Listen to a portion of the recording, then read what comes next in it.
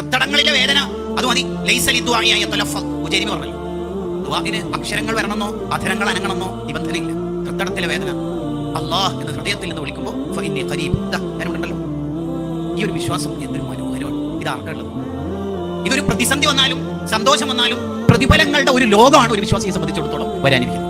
നിങ്ങൾ ആലോചിച്ച് നോക്കിയേ, നമുക്കൊരു പ്രതിസന്ധി വന്നു, കച്ചവടത്തിൽ ചെറിയൊരു ക്രൈസിസ്, ഇക്കണോമിക്കലി ഫിനാൻഷ്യലി പ്രോബ്ലം, അല്ലെങ്കിൽ വീട്ടിൽ നിത്യരോഗങ്ങൾ, ചില ആക്സിഡന്റുകൾ, ചില പ്രതിസന്ധികൾ. ഈ പ്രതിസന്ധികളൊക്കെ യഥാർത്ഥത്തിൽ നമുക്ക് എന്തിനാണ് അള്ളാഹു നൽകുന്നത്? നമ്മളെ ശുദ്ധീകരിക്കണം, നമ്മളെ നന്നാക്കണം.